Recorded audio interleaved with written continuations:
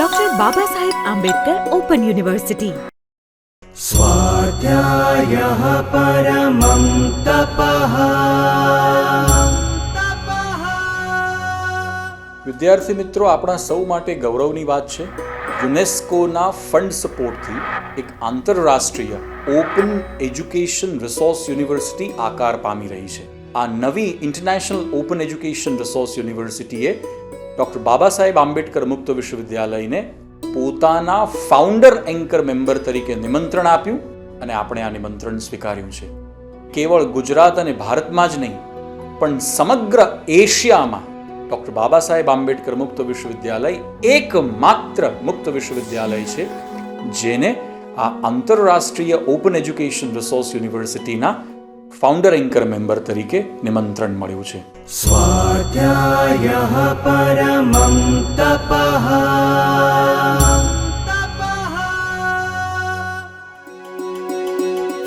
Doctor Baba Saheb Ambedkar open university, જ્યાં જ્ઞાનના અંકુરો વિજ્ઞાનનો ઉદ્યાન ખીલવે છે. આજે જ લોગ ઓન કરો www.baou.edu.in.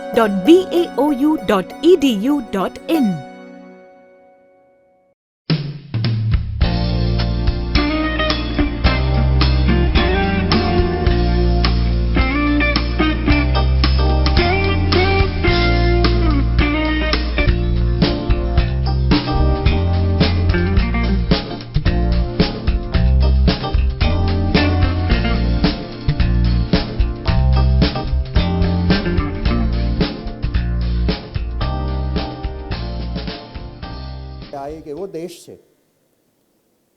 જ્યાં પ્રત્યેક ભારતવાસી એક કરતાં વધારે ભાષા જાણે છે. વિશ્વમાં બીજો કદાચ કોઈ એવો દેશ નથી જ્યાં ભારતના નાગરિક જેટલી કોઈ ભાષાઓ જાણતું હોય. 3 કે 4 જાણનારા તો કેટલાય છે આપણે ત્યાં. મહારાષ્ટ્રમાં રહેતા હોય, મુંબઈમાં રહેતા હોય તો એને 4 ભાષાનો પરિચય હોય, ભલે એક પણ ભાષા પરિપૂર્ણ રીતે ના જાણતા હોય.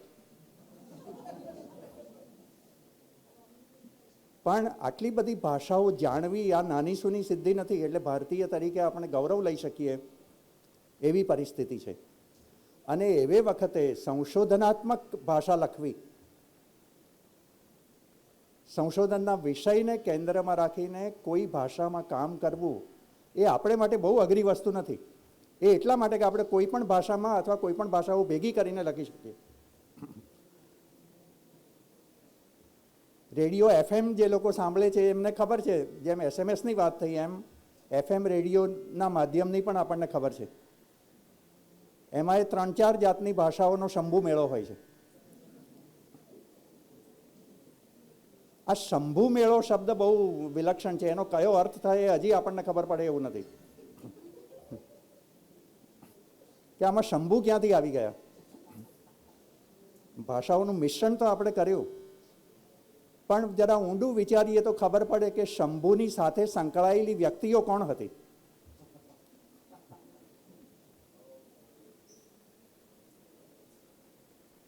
ઘણીવાર વિદ્યાર્થીઓ તરીકે આપણે વક્તવ્ય આપીએ છીએ ત્યારે સંબોધન કરીએ છીએ. કોઈ મુખ્ય વ્યક્તિ હોય એનું નામ લઈએ, પછી આપણા શિક્ષકો હોય એને યાદ કરીને શિક્ષક ગણ, અધ્યાપક ગણ, આવું સંબોધન કરીએ છીએ. આ ગણ એ મૂળ શંભુ સાથે સંકળાયેલું સંગઠન છે.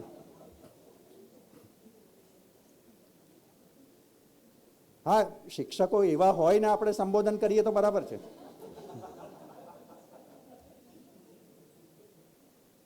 એટલે લેખન વખતે કે ઉચ્ચારણ વખતે, વક્તવ્ય વખતે આ ભાષા આપણી બરાબર કસોટી કરતી હોય છે. કઈ ભાષામાં લખાણ કરવું કે કઈ ભાષામાં વક્તવ્ય આપવું આ નાની સૂની કસોટી નથી.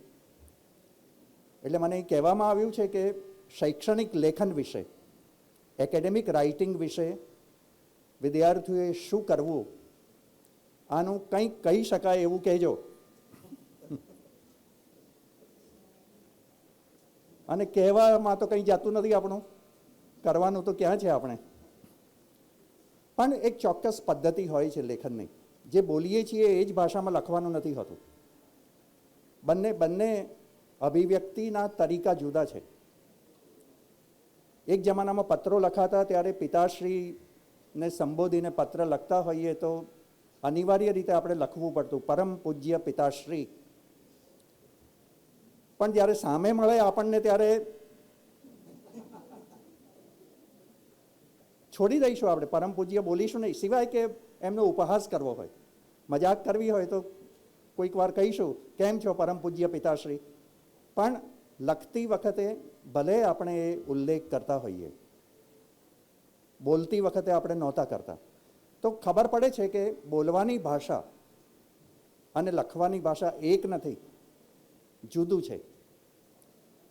એ જ્યારે એકેડેમિક રાઇટિંગ કરીએ ત્યારે તો વિશેષ મહત્વ ધારણ કરે છે કે કોઈ એક સામાન્ય વર્તમાન પત્રનો લેખ લખવો અને શૈક્ષણિક લખાણ કરવું, આ બે એક વસ્તુ નથી. વર્તમાન પત્ર માટે લેખ કરવાનો હશે તો જરા સેન્સેશનલ, સનસનાટીપૂર્ણ કશુંક આપણે લખવું પડશે, થોડું મસાલેદાર લખવું પડશે, જેમાં હકીકતો ઓછી અને મસાલો વધારે.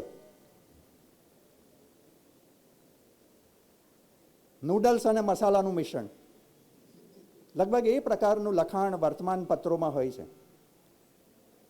પણ શૈક્ષણિક લખાણ કરવું હશે, એની એ વાત આપણે કોઈ સંશોધનના સામયિકમાં કરવાની હશે કે કોઈ સંશોધન પત્રમાં કરવાની હશે, ત્યારે મસાલો નામશેષ કરી દેવો પડશે. એને લગભગ રદબાતલ કરીને નક્કર વિગતો ને આકાર આપીને આપણી વાત લખવી પડશે. તો જરા જવાબદારીપૂર્ણ કામ છે. જ્યારે સંશોધનાત્મક લખાણ કરવું હોય ત્યારે સાવધાનીપૂર્વક, તાર્કિક રીતે બરાબર ગોઠવણી કરીને આપણે એ લખાણ કરવું પડે. એટલે આખો માવજતનો પ્રશ્ન છે, ચિંતનનો પ્રશ્ન છે, આયોજનનો પ્રશ્ન છે, અને એ રીતે આપણે શૈક્ષણિક લખાણ કરવું પડે. હવે આવું ડૂઝ અને ડોન્ટ્સ કર્યા કરીશું તો કંઈ સમજાશે નહીં. એ પણ પાછું આપણે માટે એટલું જ મહત્વનું થશે. જ્યારે સંશોધન કરીએ છીએ ત્યારે પહેલાં આપણે આપણો પ્રમેય નક્કી કરી લીધો હોય છે. કોઈ પણ પ્રમેય વગર સંશોધન ન થાય. પ્રમેય એટલે પ્રોબ્લેમ. આપણા વિષયનો પ્રોબ્લેમ આપણે નક્કી ન કર્યો હોય તો આપણે સંશોધન કરી ન શકીએ. મોટાભાગના અધ્યેતાઓએ પોતાનો વિષય નક્કી કરી લીધો હશે. અધ્યેતા એટલે ભણવા માગનાર, ભણી રહ્યો હોય એ સંશોધન કરતા, અથવા એણે પોતાનું એક ક્ષેત્ર નક્કી કરી લીધું છે કે મારે આ વિષયમાં સંશોધન કરવું છે. ઇતિહાસનો વિદ્યાર્થી હોય તો એણે નક્કી કરી લીધું છે કે મારે ગુજરાતના સોલંકી વંશના ઇતિહાસ વિશે સંશોધન કરવું છે. સાહિત્યનો વિદ્યાર્થી હોય અને એણે નક્કી કરી લીધું હોય કે મારે સોલંકી વંશના સાહિત્ય વિશે સંશોધન કરવું છે. બંનેનો અભિગમ જુદો રહેશે. એ અભિગમ કેમ જુદો રહેશે? કેમ કે એની પાસે એને લગતો કોઈ પ્રોબ્લેમ હશે. ગઈકાલે જ આપણા મુખ્યમંત્રી એક સ્થળ સંદર્ભે ગુજરાતમાં કેટલાક પોતાના અભિપ્રાયો આપી રહ્યા હતા, મુખ્યત્વે સોલંકી વંશના ઇતિહાસને ધ્યાનમાં રાખીને. હવે એ સોલંકી વંશના ઇતિહાસ વિશે જો આપણે જાણતા ના હોઈએ કશું જ સંશોધનાત્મક, તો પ્રોબ્લેમ કયો ઊભો કરીશું? રાજકીય પ્રોબ્લેમ નહીં, કેમ કે એમના ઈરાદાઓ અને એમના લક્ષ્ય જુદા હોય છે. આપણે તો સંશોધનાત્મક વિગતો જોઈશે કે સરસ્વતી નદી પસાર થતી હતી સોલંકી વંશમાં, તો એ એકાએક લુપ્ત થઈ, એની પાછળના કારણો કયા હતા. હવે આ તો સંશોધનના પ્રોબ્લેમ તરીકે મૂળમાં નહીં જઈએ ત્યાં સુધી ખબર નહીં પડે, અને ત્યાં સુધી ભાષા રચના જ નહીં થાય. જ્યાં સુધી સમસ્યા બરાબર નહીં પકડાશે ત્યાં સુધી એને આલેખથી ભાષા જ નહીં મળે, આપણા હાથમાં જ નહીં આવે એની પકડ. એનું નિરૂપણ કઈ રીતે કરવું એ આપણે નક્કી નહીં કરી શકીએ. લોકોએ બહુ પાપ કર્યા એટલે સરસ્વતી નદી જમીનમાં સમાઈ ગઈ, આવું ચાલે છે ઉત્તર ગુજરાતમાં. આવું કહેવાઈ રહ્યું છે. ધારો કે કર્યા, માનો ને, તો ચાલો શોધીએ કયા પાપ કર્યા હતા પ્રજાએ. લોકો કેમ આવી વાતો કરે છે? કેમ કે કેટલીક વાર લીજેન્ડ્સમાં કેટલીક હકીકતો પડેલી હોય છે. આજે દંતકથાઓ હોય છે, એ દંતકથાઓમાં કેટલીક હકીકતોના ક્યાંક અણસારા હોય છે. જેની આસપાસ એક મોટો ઘટાટો મસાલો નૂડલ્સ ઉપરનો રચાયેલો હોય છે, એ બધો જ ગાળી નાખવો પડે. સંશોધન સંજ્ઞાની ત્રણેક અર્થ છાયાઓ છે, જેને રિસર્ચ કહીએ છીએ અંગ્રેજીમાં. ગુજરાતીમાં એને માટે સંશોધન સંજ્ઞા, હિન્દીમાં બોલો તો સંજ્ઞા પ્રયોજાય છે. મૂળ શબ્દ તો શોધન છે, સર્ચ જેને આપણે કહીએ છીએ. આ શોધનના એકાધિક અર્થો છે, એક કરતાં વધારે અર્થો છે. સીધો સાદો અર્થ છે કશુંક શોધવું. અંગ્રેજીમાં આપણને બે સંજ્ઞાઓ પ્રાપ્ત થાય છે, જેમાંની એક બહુ જ જાણીતી છે ડિસ્કવરી, જે આપણી એક મોટી ચેનલ પણ છે. બીજી સંજ્ઞા છે ઇન્વેસ્ટિગેશન. આ બે એક છે કે જુદા છે, અને એની આસપાસ જ આપણી ભાષા ઊભી થવા માંડશે. પછી ડિસ્કવરીમાં તો કશું કવર થયેલું છે, એને ડિસ્કવર કરવાનું છે, શોધવાનું છે. ઓલરેડી છે, જે અસ્તિત્વ ધરાવે છે, માત્ર એની બાજુ પરથી થોડી ધૂળ હટાવવાની છે. ધૂળ ધોયાનું કામ છે એમ કહ્યું ને સાહેબે. ધૂળને ધોવી આ તો બહુ અઘરું કામ છે. આ બધા આજે આપ જે ભાષાના પ્રયોગો છે ને, એ આપણી કસોટી કરે એવા છે. એને ક્યાં વાપરવા? સંશોધનની ભાષા બહુ રૂઢિપ્રયોગાત્મક નહીં રાખવાની, વક્તવ્યની ભલે રાખે સાહેબ. જ્યારે સંશોધન કરવું હશે ત્યારે આ બધા ઇડિયમ્સ લગભગ ગાળી નાખવા પડશે.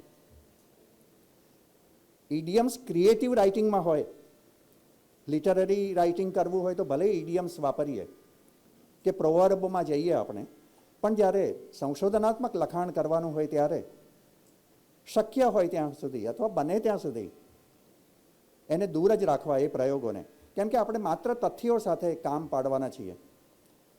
તો ડિસ્કવરી દરમિયાન જે કેટલુંક આવરણબદ્ધ છે, ઢંકાયેલું છે, એને હટાવીને આપણે મૂળ તત્વને શોધી કાઢવાનું. કે ભાઈ આ સરસ્વતી નદી ખોવાઈ ગઈ તો એ માત્ર આપણા પાપે ખોવાઈ છે કે અન્ય કોઈ પરિસ્થિતિને કારણે? રણ આગળ વધતું ગયું હતું એટલે ખોવાઈ ગઈ છે? કચ્છના રણનું જે એન્ક્રોચમેન્ટ થયું, જે અમદાવાદીઓનો એક મૂળ સ્વભાવ છે મકાનો બાંધે ત્યારે બાજુના મકાનનો પણ થોડો ભાગ લઈ લેવો, જમીન થોડી ખુલ્લી હોય તો દબાવી દેવી. આમ રણે કશુંક એવું કર્યું જેને કારણે એ ધસતું ધસતું ઉત્તર ગુજરાતના પ્રદેશ સુધી આવી ગયું, અને પેલો અખાત પુરાઈ ગયો. એને કારણે આ નદી પોતાના પ્રિય પાત્રને મળી ન શકી. આ કારણ છે. બીજું, કોઈ આપણને અન્ય વિદ્યાશાખામાંથી મળે છે, મદદમાં આવે છે કોઈ ઇતિહાસ સિવાયની કોઈ વિદ્યાશાખા, જ્યોગ્રાફી કે ભૂગોળ આપણને મદદરૂપ થાય છે?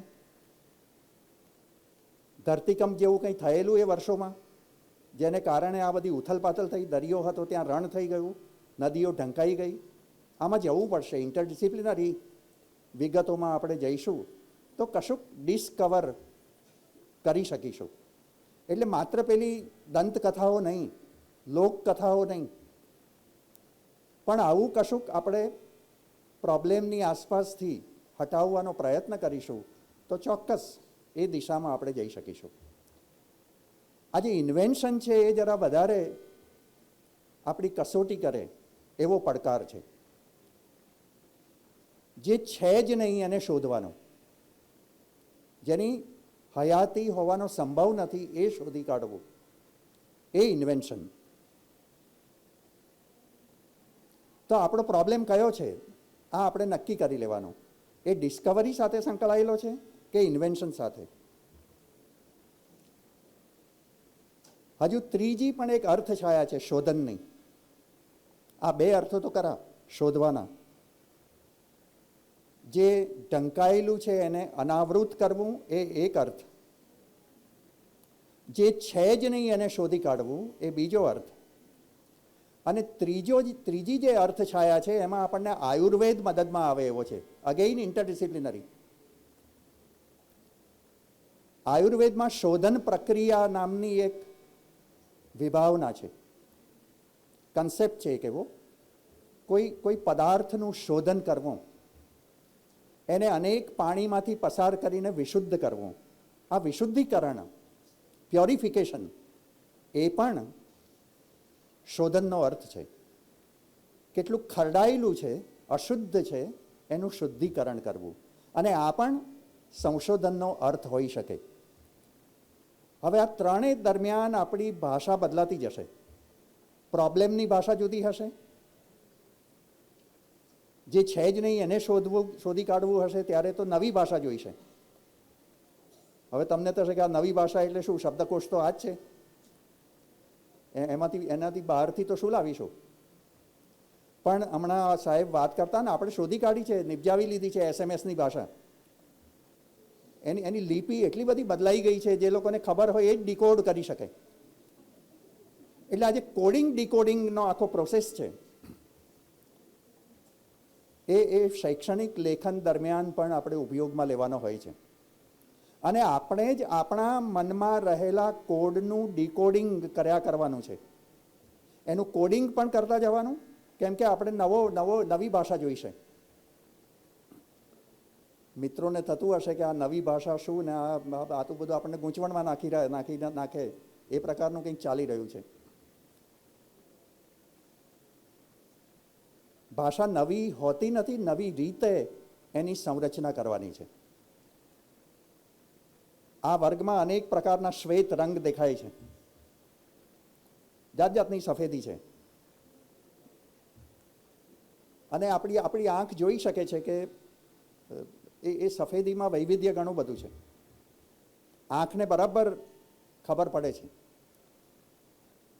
હવે થોડે જ બહાર જઈને આપણને કોઈ પૂછે કે તમે વર્ગમાં કયા પ્રકારની સફેદી જોઈ, એ માત્ર એક શબ્દ આપીને પ્રગટ કરો.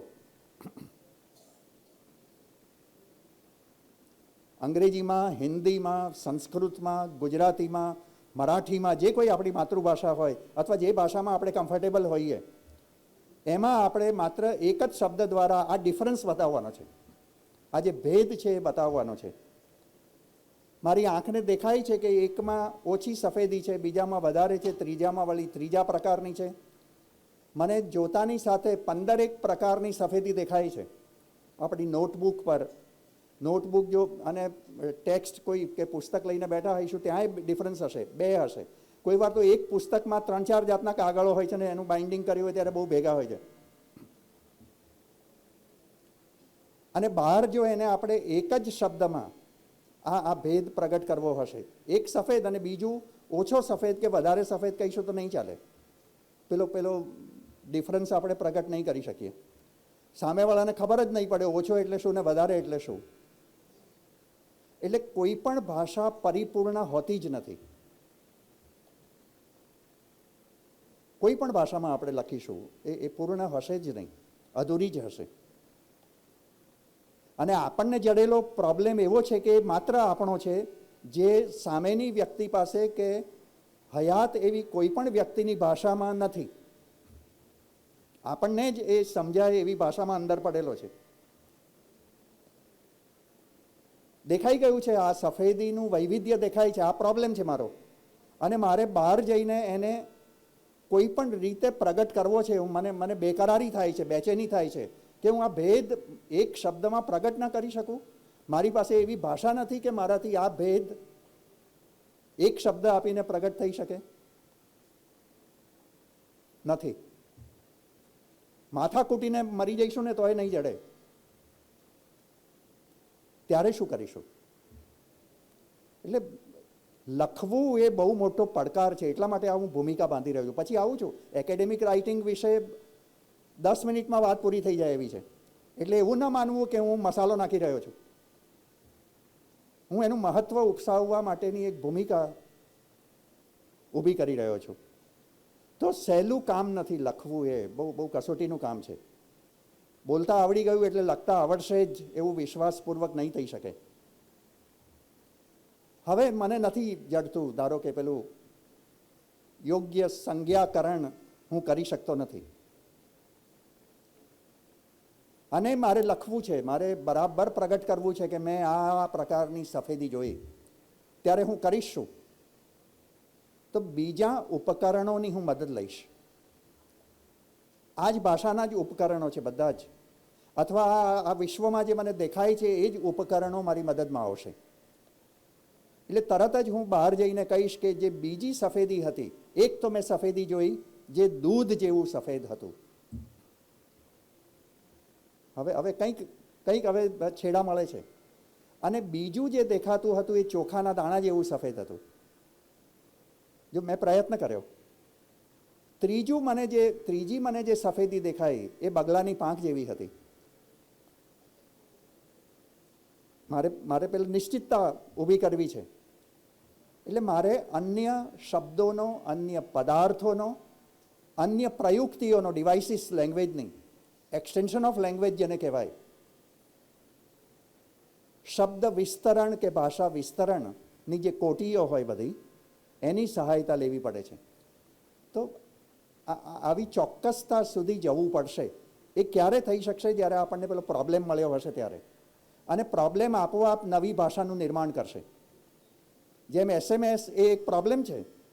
કઈ રીતે એમાં વાત કરવી એ પેલા લખનારને સૂચતું નથી. પત્રો જતા રહ્યા છે, હવે લખવાના બંધ થઈ ગયા છે. એટલે કોઈ મોડેલ રહ્યું નથી લેખનનું.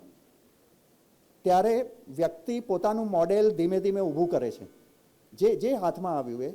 એમ આપણી પાસે પણ પૂર્વના નિદર્શનો નથી, કામ આવતા નથી. છે તો પણ, કેમ કે માધ્યમ બદલાયું ને. પેલું આ જે બદલાયું માધ્યમ, એને કારણે પેલા બધા જ મોડેલ નકામા થઈ ગયા. પોસ્ટકાર્ડ અને ઇનલેન્ડ લેટર્સ આ હવે કોઈ વાપરતું જ નથી. જેમ ટેલિગ્રામ બંધ થઈ ગયા એમ આ પણ બંધ થઈ જવાના. તો એક સિસ્ટમ જ્યારે બંધ થવામાં આવી હોય ત્યારે આપણી સમસ્યાને અનુરૂપ કોઈ નવી વ્યવસ્થા આપણી વાત કરવા માટે આપણે અનિવાર્ય રીતે ઊભી કરવી પડશે. અને અત્યારે તો આપણી પાસે આ જ માધ્યમ છે, ભાષાનું, લેખનનું જ માધ્યમ આપણી પાસે અપેક્ષવામાં આવે છે. આપણને હજી કોઈ એવું નથી કહેતું કે પાવર પોઈન્ટ પ્રેઝન્ટેશન કરી દો અને PhDની ડિગ્રી આપી દઈશું. આવશે, પણ આ દિવસો આપણે કામ કરીએ છીએ એ દરમિયાન એટલા ઝડપથી નહીં આવે. પણ માન્ય રાખવું પડશે કે આ પર્યાપ્ત છે. તમે આ બતાવો ને અહીં, અમે તમારો પ્રોબ્લેમ. હજુ આપણે આ વિઝ્યુઅલ્સને શબ્દોમાં કઈ રીતે મૂકવા એ ભાષા દ્વારા નિશ્ચિત કરી શકતા નથી.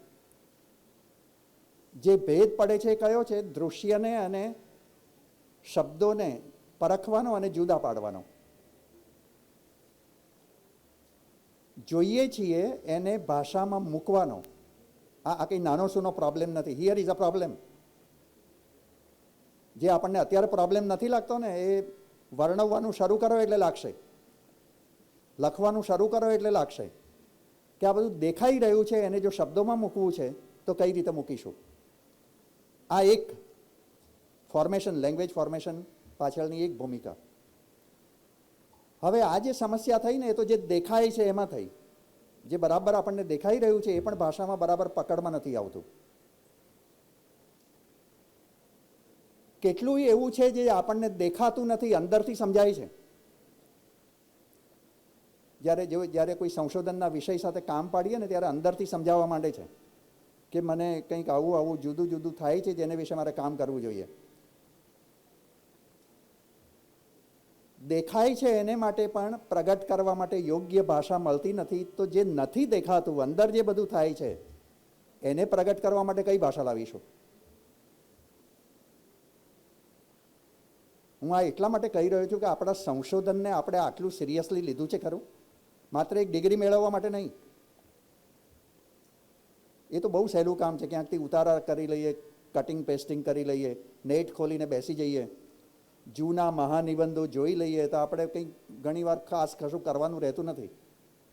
આવા વિદ્યાર્થીઓની સંખ્યા ઘણી છે. પણ જેને યોગ્ય રીતે સંશોધન કરવું છે એણે પોતાની એક લેંગ્વેજ ઊભી કરવી પડશે, પોતાની સમસ્યાને અનુરૂપ. અને આ નાનો સૂનો પડકાર નથી, બહુ જ મોટું કામ છે. તો અંદર જે દેખાતું નથી એને નિરૂપવા માટે ભાષા પણ આપણી કસોટી કરશે. અને ત્યારે આ શૈક્ષણિક લેખન એક મોટો પડકાર બનશે. શૈક્ષણિક લેખન જ્યારે કરવાનું શરૂ કરીએ ત્યારે શરૂઆતમાં તો આપણે સંશોધનનો આપણો પ્રમેય કયો છે એ વાત મૂકી આપવી પડશે. કયા એરિયામાં આપણે કામ કરવા માગીએ છીએ, અને આપણો પ્રશ્ન એના શીર્ષકથી શરૂ થશે. એનું શીર્ષક કયું બાંધીશું, ટાઇટલ કયું આપીશું. આમાં જ કેટલાય લોકોને મૂંઝવણ થાય છે. જે સમસ્યા જડી હોય એનું નામકરણ કયું કરીશું, નેમિંગ કયું, કેમ કે એના વગર તો આપણા સંશોધનને કોઈ સ્વીકારતું નથી. તો પહેલી આપણી સમસ્યા નેમિંગની છે, ટાઇટલની છે, શીર્ષકની છે. કયું શીર્ષક આપવું આપણા લખાણને.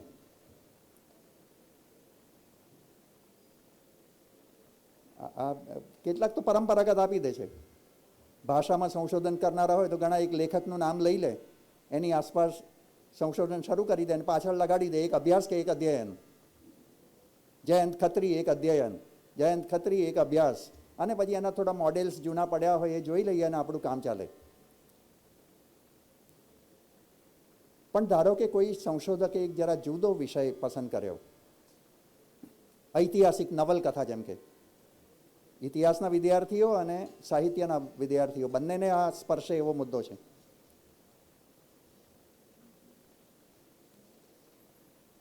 ઐતિહાસિક નવલકથા ઉપર રિસર્ચ કરવું હોય તો ઇતિહાસનો જે સંશોધક છે એ ઇતિહાસના મુદ્દા ઉપર વધારે ભાર મૂકશે, અને સાહિત્યનો જે સંશોધક છે એ સાહિત્યના મુદ્દા ઉપર ભાર મૂકશે. સોલંકી વંશના ઇતિહાસ વિશે કનૈયાલાલ મુનશીએ કોઈ નવલકથા લખી, ધારો કે લખાયેલી છે ગુજરાતી ભાષામાં. કનૈયાલાલ મુનશીએ ગુજરાતના સોલંકી વંશના ઇતિહાસ વિશે નવલકથાઓ લખી. હવે ધારો કે કોઈ ઇતિહાસનો વિદ્યાર્થી સોલંકી વંશની સામગ્રી વિશે અધ્યયન કરવા માગતો હોય, હેમચંદ્રાચાર્ય વિશે સંશોધન કરવા માગતો હોય, અથવા કલ્ચરનો કોઈ વિદ્યાર્થી ગુજરાતમાં જૈન ધર્મનો પ્રભાવ એના ઉપર સંશોધન કરવા માગતો હોય. કલ્ચર સાથે સંકળાયેલો આખો વિષય છે. અને સાહિત્યનો વિદ્યાર્થી હેમચંદ્રાચાર્યના સિદ્ધ હેમ વ્યાકરણ વિશે અધ્યયન કરવા માગતો હોય, તો ત્રણેય એક તબક્કે સામસામે અથડાશે, ભેગા થશે. સોલંકી વંશ વિશે જાજી વિગતો ગુજરાતમાં મળતી નથી. આછી પાતળી વિગતો મળે છે. ક્યાંથી મળે છે એ શોધવાથી સર્વેક્ષણ શરૂ થશે, આપણું સર્વે શરૂ થશે. એને ક્યાંથી શોધીશું? આ નાનું સૂનું કામ નથી, એ આપણે જાણીએ છીએ. હવે વિગતો આછી પાતળી હોય ત્યારે એક સોર્સ સાહિત્યનો અને દંતકથાઓનો હોય છે ઇતિહાસવાળાઓ માટે, કે એને આપણે તપાસીએ. અને ધારો કે કોઈ ઇતિહાસનો શોધક મુનશીની નવલકથા પાસે પહોંચી ગયો, તો એ આનંદિત થશે કે દુઃખી? આ સવાલ આપણે પૂછવા જેવા છે. કેમ કે મુનશીની નવલકથામાં ઇતિહાસ જો આપણે શોધવા જઈશું તો ખાસી મુશ્કેલીઓ પડે એવું છે. કેમ કે મુનશીએ તો ઇતિહાસમાં ન હોય એવા પાત્રો નવલકથામાં દાખલ કરી દીધા છે. ગુજરાતનો નાથ નવલકથા હોય તો એમાં સિદ્ધરાજની સાથે સાથે કીર્તિદેવ ને મંજરી ને આ બધા પણ આવી જાય, જે ઇતિહાસમાં નથી. હવે કોઈ ઇતિહાસનો સંશોધક પ્રમાણભૂતતા આપવા માટે મુનશીની નવલકથાનો આધાર લઈને, આધાર તો છે આપણી પાસે, સોર્સ પડ્યો છે, અને પછી આપણે પેલા ઇતિહાસજ્ઞ પાસે, આપણા પરીક્ષક પાસે એવી દલીલ કરીએ કે મેં તો આને આધારે કર્યું છે, તો પેલો કહેશે કે ભાઈ ઇતિહાસમાં આ પાત્રો ક્યાં હતા, કોઈ બીજો એવો સોર્સ છે, લાવો. મુનશી ક્યાંથી લઈ આવ્યા? પછી એ શોધવા જવું પડશે અને સોર્સ નહીં જડે. તો ઇતિહાસના સંશોધકે પણ પોતાનો જે ડેટા એરિયા છે એની બરાબર ખાતરી કરી લેવી પડશે કે આ મારાથી કામ બરાબર થયું છે કે કેમ, એ સોર્સ આપણને મદદરૂપ થયો છે કે કેમ. તો નથી કામ આવવાનું. અને ત્યારે એનું શીર્ષક બાંધવું ને આપણા સંશોધનનું, એ આપણી કસોટી કરશે. કેમ કે અનેક વિદ્યાશાખાઓ ભેગી થશે એમાં. ઇતિહાસ, કલ્ચર, સાહિત્ય, લોક સાહિત્ય પણ આવશે એમાં, ફોક લિટરેચર પણ આવશે, ફોકલોર આવશે એમાં. અને ત્યારે એનો મુકાબલો કરવાનો આવશે ત્યારે કંઈ સહેલાઈથી નહીં પતે. અને ચારેય વિદ્યાશાખાઓની ભાષા જુદી છે. ઇતિહાસ લેખનની ભાષા જુદી છે, નવલકથા લેખનની ભાષા જુદી છે, નોવેલ રાઇટિંગની. કલ્ચરની વાત કરવી હશે ત્યારે એની ડિસિપ્લિન પ્રમાણે એની ભાષા ઊભી થયેલી છે. અને દંતકથાઓની ભાષા તો ભારે રંગીન છે, બહુ રોમેન્ટિક હોય છે ઘણીવાર. ત્યારે આ બધાને ગાળીને કાઢીને તથ્યોને આધારે, હકીકતોને આધારે ભાષામાં પ્રવર્તવું એ બહુ જ મોટી કસોટી છે. અને ત્યારે મુખ્ય કસોટી આપણી શીર્ષક બાંધવામાં થશે. આપણે જે સમસ્યા ઊભી કરી હશે એને એ શીર્ષક બરાબર પ્રગટ કરી શકે છે કે કેમ. આ જેમ તેમ આપી દેવાની વાત નથી. આ કોઈ પણ રીતે શીર્ષક આપી દેવાય એ ચાલે એવું નથી. દરેકે નક્કી કરી લેવું પડે પોતાની સમસ્યાને અનુરૂપ એ શીર્ષક. હેમચંદ્રાચાર્યની મેં વાત કરીને, ધારો કે હેમચંદ્રાચાર્ય વિશે કોઈ ઇતિહાસના સંશોધકે સંશોધન કરવું છે અને પછી એ એવું જરા સરસ રીતે ભવ્ય શીર્ષક આપે કે કલિકાલ સર્વજ્ઞ હેમચંદ્રાચાર્ય,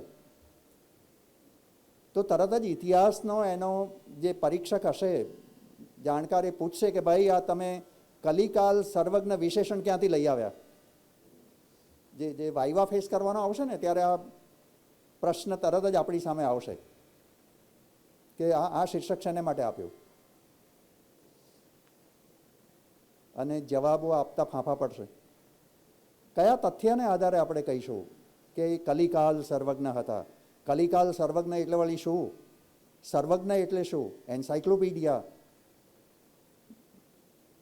ની જે બધી અર્થછાયાઓ છે એ બધી આપણે અંદર લાવવી પડશે. સર્વજ્ઞનો એક અર્થ આ છે જે સર્વજ્ઞાન ધરાવતા હોય. આ કંઈ જેમ તેમ વાપરી કઢાય એવી સંજ્ઞા નથી. અને કોઈ વ્યક્તિ સર્વજ્ઞ નથી હોતી. હેમચંદ્રાચાર્ય માટે આપણને અપાર આદર છે. એ સમયની કેટલીક વ્યક્તિઓ માટે એવું કહેવાતું કે શતાવધાની છે. આ બધા એક્ઝાઝરેશન્સ હોય છે પ્રજામાં, અતિશયોક્તિઓ પડેલી હોય છે. આ બધી આપણે ગાળી નાખવાની હોય છે. જ્યારે શૈક્ષણિક લેખન કરીએ ત્યારે પૂરા વિવેકથી ભાષા પ્રયોજવી જોઈએ. અને ત્યારે કેવળ હેમચંદ્રાચાર્ય આટલું જ રાખીએ તો પર્યાપ્ત છે. જ્યારે શીર્ષક માંડીએ ત્યારે એની આસપાસનો ઘટાટો બને ત્યાં સુધી ગાળી નાખવો કે કાઢી નાખવો, એના વિશેષણો બને ત્યાં સુધી ઓગાળી નાખવા, સિવાય કે આપણા સંશોધનને એ દિશામાં લઈ જવાના હોય. આપણું સંશોધન એ જ દિશામાં જવાનું હોય તો આપણે શીર્ષકની સાથે વિશેષણ જોડ્યા હોય, પ્રિફિક્સ સફિક્સ જોડ્યા હોય તો એનું કોઈ પ્રયોજન હોય તો જ એ મૂકવા, નોટ અધરવાઇઝ. એ સિવાય નહીં. અધ્યયન પણ બહુ જ અઘરો શબ્દ છે. એ પણ બને ત્યાં સુધી ટાળવા જેવો છે.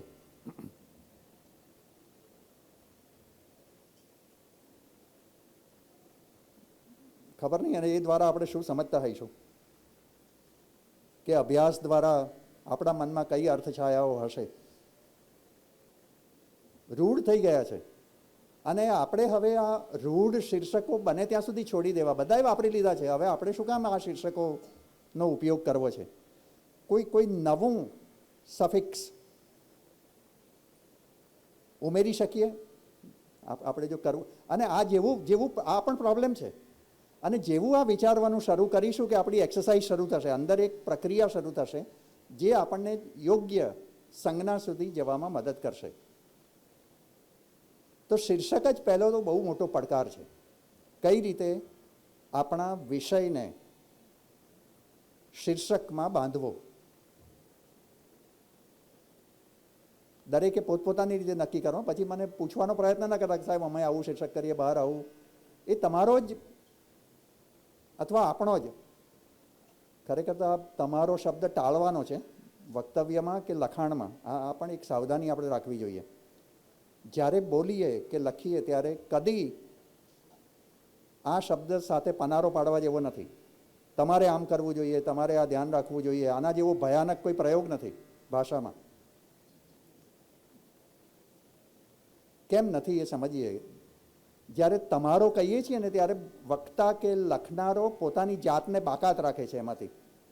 અને બાકાત રાખે છે એટલું નહીં, આ બીજા બધાથી પોતાને દશાંગુલ ઉચ્ચ માને છે. જરા ચડિયા દશાંગુલ ઉચ્ચ.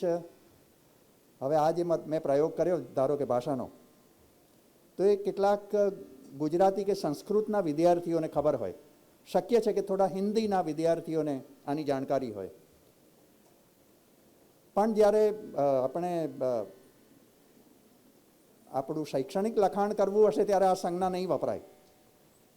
ક્રિએટિવ રાઇટિંગમાં કે બોલવામાં વાપરી શકીશું, લેખનમાં આ સંજ્ઞા આપણે પ્રયોજી નહીં. ત્યારનો આ પ્રયોગ થાય છે મહાભારત કાળથી, દશાંગુલ ઉચ્ચ. એટલે જ્યારે તમે સંજ્ઞા વાપરીએ છીએ ત્યારે બોલતી વખતે કે લખતી વખતે આપણે આપણી જાતને એમાંથી બાકાત રાખીને દશાંગુલ ઉચ્ચ પોતાની જાતને માનીએ છીએ, વહેમમાં છીએ. અથવા સારું નથી. આ અહંકાર સૂચવતો પ્રયોગ છે. તમે, આપણે.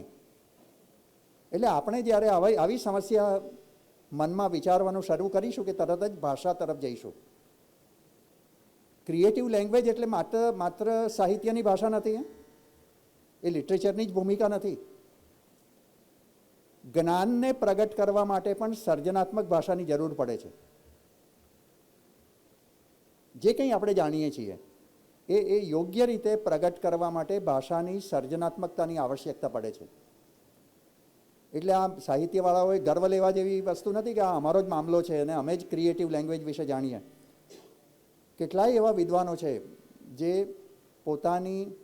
પોતાના વિષયને એટલી સરસ રીતે પ્રગટ કરી શકે છે, ત્યારે આપણને આશ્ચર્ય થાય કે આટલી સારી ભાષા એમની પાસેથી આવી ક્યાંથી.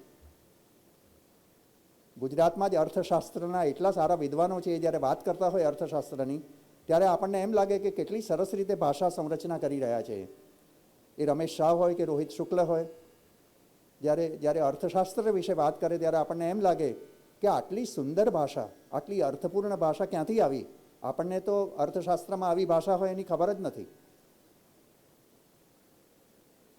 એ એમાંથી આવે છે જ્યારે એ વ્યક્તિને એમ લાગે છે કે મારે મારા વિષયને પ્રગટ કરવા માટે યોગ્ય ભાષામાં જ એનું આલેખન કરવું છે, એનું નિરૂપણ કરવું છે. તો આ મોટો મુકાબલો છે, યોગ્ય ભાષા સુધી કઈ રીતે જવું. અને એ આખી ભૂમિકા શીર્ષકના મામલાથી શરૂ થઈ જાય છે. શીર્ષક કઈ રીતે આપવું, એની સંરચના કઈ રીતે કરવી. અને એ ત્યારે જ થશે જ્યારે એ પ્રોબ્લેમ આપણે બરાબર આત્મસાત કર્યો હશે, એ પ્રમેય આપણને બરાબર સમજાયો હશે. ત્યાં સુધી આપણી સંશોધનની ભૂમિકા યોગ્ય રીતે ગોઠવાશે નહીં. આ એક મામલો થયો. અને આપણે પોતપોતાની રીતે આ શીર્ષક નિશ્ચિત કરી લેવું પડશે. મોટાભાગના એ તો કરી લીધું હશે ને. રૂપરેખ બદલી શકાય એવું હોતું. સંશોધન આખી સિનોપ્સિસ બદલી નાખવી પડે. સંશોધન કરતાં એક એવો તબક્કો આવે જ્યારે પહેલાં નિશ્ચિત કરેલી રૂપરેખા આપણને કામમાં જ ન આવે. આવું અનેક સંશોધકોના કિસ્સામાં થયું છે. અને ત્યારે પણ ભાષા અને નિરૂપણ રીતિ બધી બદલાવા માંડશે. એટલે આપણી ભાષા આપણી સમસ્યાને અનુરૂપ બાંધતા આપણે કોઈને કોઈ રીતે શીખી જવું પડે, જાણી લેવું પડે, પ્રયોગો કરવા પડે, એકાધિક વાર લેખન કરવું પડે, સુધારા કરવા પડે. ચેન ન પડવું જોઈએ. જ્યાં સુધી પેલો પ્રમેય યોગ્ય રીતે ભાષામાં પકડાય નહીં ત્યાં સુધી આ ભાષા વ્યાયામ આપણે કરતા રહેવું પડે. આ એક મામલો શીર્ષક નિશ્ચિતીકરણનો. હવે જે સમસ્યા આપણે નક્કી કરી છે સંશોધનની, એને અનુરૂપ એક યોગ્ય ભૂમિકા આપણે ઊભી કરવી પડે. ઘણીવાર સંશોધનકર્તાઓ પ્રશ્ન પૂછે છે કેટલા પ્રકરણો કરવા, 3 કરવા, 4 કરવા, 5 કરવા. કેટલાક તો એવું કહેતા પણ હોય છે ગૌરવ સાથે કે મેં 15 પ્રકરણોમાં સંશોધનો કર્યું. અને ક્યાંક જરૂર પડે મોટા ગ્રંથો લઈને, વોલ્યુમ્સ લઈને સંશોધકો આવતા હોય જ્યારે સબમિશન માટે આવે ત્યારે. આપણે ત્યાં તો જ્ઞાનના એવા ક્ષેત્રો છે ભારતમાં જેમાં કોઈ પણ વિષય શરૂ કરવા માટે આપણે વેદ પાસે પહોંચી જઈએ છીએ. કોઈ પણ વિષય ભારતના સંશોધન ક્ષેત્ર સાથે સંકળાયેલો કોઈ પણ વિષય આપણે શરૂ કરીએ તો એના મૂળિયા વેદોમાં પડેલા છે એવી પૂર્વધારણાથી કેટલીક વાર આપણે ત્યાં સુધી પહોંચીએ છીએ. અને ઘણાને પછી એવી લાલસા થઈ જાય કે ચાલો ને આપણે ત્યાંથી શરૂ કરીએ અને આ બધું જ્ઞાન આપણે જાણીએ છીએ, આપણું પરીક્ષક જાણે તો જરા આપણને વધારે ઉદારતાથી સ્વીકારશે અને આપણા સંશોધનને સ્વીકારશે. એટલે મોટાભાગના સંશોધકો કેટલાક વિષયમાં ભારતીય કોઈ વિષય ભૂમિકા લઈને સંશોધન કરવાનું શરૂ કરે ત્યારે વેદોના ઇતિહાસથી શરૂ કરે છે. અને પછી વેદોના ઇતિહાસમાં જઈએ તો જરા એવી પણ લાલચ થઈ જાય કે વેદો ક્યારે થઈ ગયા એની વાતમાં દાખલ થઈ જઈએ. અને ક્યારે થઈ ગયા એની આસપાસ તો એટલી બધી કથાઓ છે આપણે ત્યાં, એ જો શોધવા જઈએ તો પાર નહીં આવે. અને કેટલાક તો પછી એવું કહે છે કે વેદોના મૂળ ના જોવા, જેમ સાધુનું કુળ ના પૂછાય એમ વેદોનું મૂળ ના પૂછાય, આવી પણ એક ઉક્તિ આપણે ત્યાં ચાલે છે. પણ મૂળ તો હોય જ, જો સંશોધન કરવા બેસીએ તો મૂળ સુધી ન પહોંચાય એવું તો નથી. અને એમાં બહુ જ મહત્વનો જે સોર્સ છે આપણી પાસે વેદોના સમય વિશે પહોંચવાનો, એ તો ભાષાનો છે. જે ભાષામાં સૂત્રો મળે છે એ ભાષા ક્યારે અસ્તિત્વ ધરાવતી હતી એના પૂરતા પ્રમાણો ભાષાના ઇતિહાસમાં પડેલા છે. મેક્સ મુલર આદિએ તો અભ્યાસ કર્યો, એ વાત તો અલગ છે પાછી, પણ આપણે ત્યાં પણ આના સંશોધનો થયા છે. અને આ માત્ર ભારતમાં જ અસ્તિત્વ ધરાવતી ભાષા હતી કે વિશ્વના અન્ય પ્રદેશો સુધી એનું વિસ્તરણ હતું, એનું પણ સંશોધન પ્રાપ્ત થાય છે. વેદોનું એક વ્યક્તિએ સંકલન કર્યું હતું, ઇતિહાસમાં એના પ્રમાણો છે, જેને આધારે એ વ્યક્તિને વેદવ્યાસ કહેવાયા. હવે કેમ વેદવ્યાસ કહેવાયા એ પ્રશ્ન થાય તો આપણને ખબર પડે કે આ વેદની અર્થછાયાઓ કઈ છે. વ્યાસની સાથે જે પૂર્વપદ લાગ્યું છે એ શેને માટે લાગી ગયું એ ખબર ત્યારે જ પડે જ્યારે આપણને અમથો વેદ વિશેષણ મૂકી ના દેવાય આગળ, કે એને સામાસિક ન બનાવી દેવાય. એ પૂરતું આપણા મનમાં પડેલું હોય તો જ ખબર પડે. તો વ્યાસનો સમય મળે ખરો આપણને આ જો શોધવાનું શરૂ કરીએ ઇતિહાસમાં, એટલે સાહિત્યવાળાએ પણ જવું પડશે. જો એ વેદની ભૂમિકા લેશે પૂર્વ ભૂમિકા તરીકે, કલ્ચરવાળાએ પણ જવું પડશે. જો એને એ સમયના સાંસ્કૃતિક ઇતિહાસમાં જવું હશે તો આપણને કોઈ આ વેદ સંજ્ઞાની કોઈ નિશ્ચિત આધારભૂત માહિતી મળે છે ખરી? તો એક આ મુદ્દો મળે છે કે એમણે સંકલન કર્યું હતું. અને વ્યાસનો કોઈ સમય નિશ્ચિત કરી શકાય ખરો? એને માટે મહાભારત સાથે સંકળાયેલી કથાઓના સમય તરફ જવું પડે આપણે. અને સંશોધકોએ ખાસી મહેનતને અંતે પરીક્ષિત નામની એક વ્યક્તિનો સમય શોધી કાઢ્યો છે. એ કથા સાથે સંકળાયેલી એક વ્યક્તિ, કેટલાક નક્ષત્રોના પ્રમાણો આપ્યા હોય એને આધારે. હવે આમાં જો ઇન્ટરડિસિપ્લિન આવીને નક્ષત્રો કયા હતા એનું કોઈ વાત આવતી હોય એને આધારે લોકોએ શોધી કાઢ્યું કે આ વખતે આ ભૂમિકા હતી તો ચોક્કસ આવો કોઈ સમય હોવો જોઈએ. ખગોળશાસ્ત્ર કામ આવ્યું આપણને આ ઉકેલવા માટે, આ વેદ શબ્દ તરફ જવા માટે, ભાષા તરફ જવા માટે. આપણે કહ્યું ને કે એની સાથે કયું પદ જોડવું એ ખાસું આપણા સમસ્યાને અનુરૂપ આપણી કસોટી કરે એવું તત્વ છે. અને પછી એ પરીક્ષિતનો સમય શોધીએ એટલે પરીક્ષિત અને વ્યાસનો કોઈ સંબંધ હતો આ શોધવામાં પડવું પડે. પરીક્ષિતના પિતાનું નામ શોધવું પડે, એના પિતાનું નામ જો જડતું હોય તો એ પણ શોધવું પડે. અને એને વ્યાસને કયો સંબંધ હતો આ પણ જો શોધીએ તો એના મૂળિયા સુધી જવાય ને એક ચોક્કસ સમયની આસપાસ આપણને નિશ્ચિત કરી શકીએ. પણ આટલી બધી પૂર્વ ભૂમિકા પ્રત્યેક વિષયમાં જરૂરી ખરી? હવે આપણો પ્રશ્ન અહીં આવશે. ત્યાં સુધી આપણે ખરેખર જવું છે? વેદ સુધી અનિવાર્ય છે આપણે માટે જવાનું, આપણા કોઈ પણ વિષય માટે? અને જો અનિવાર્ય ન હોય તો આ બધા તો ઘણા લોકો કરી ચૂક્યા છે, વેદોના સંશોધનને પ્રમાણો બધા જ આપી ચૂક્યા છે. હવે આપણે શેને માટે કેવળ આપણા વિષયને અનુરૂપ ભૂમિકા ઊભી કરવાનો પ્રયત્ન કરીએ તો પર્યાપ્ત છે. એની આસપાસ જ આપણે કામ કરીએ તો ઘણું બધું આપણે ઓછું કરી શકીશું. આપણો શ્રમ, મિથ્યા શ્રમ કરવાની જરૂર નથી. અનિવાર્ય શ્રમ આપણે ભલે કરીએ, પણ એક મોટો ઘટાટોપ હોય એ બને ત્યાં સુધી ઓછો કરી દઈએ તો એક ચોક્કસ દિશામાં આપણે નક્કર રીતે કામ કરી શકીશું. ઘણાને વર્ષો લાગે છે, એની પાછળ કદાચ આ ભૂમિકા પણ હશે. હાંફી જાય છે કેટલાક. અહીં સુધી જ્યારે શરૂ કરો ને આવતા કેટલાક થાકી જાય છે, અને એ દરમિયાન પછી એટલી બધી વિટંબણાઓ હોય વ્યવહારિક ને એમાં ગૂંચવાતા આપણે એવા ફસાતા જઈએ છીએ કે એમાંથી બહાર નથી નીકળી શકાતું. કોઈ અધ્યાપનમાં પડ્યા હોય, કોઈ વ્યવસાયમાં પડ્યા હોય, કોઈ ઘર સંસારમાં પડ્યા હોય. આ બધી જે જવાબદારીઓ છે એ છેવટે આપણને એવી મુશ્કેલીમાં મૂકે છે કે આટલી લાંબી ભૂમિકાને કારણે,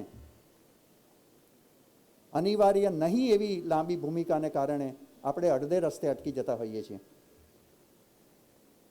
તો બને ત્યાં સુધી એ બધું જો પહેલાં થઈ ગયું છે, એના યોગ્ય પ્રમાણો છે તો એમાં ન જઈએ.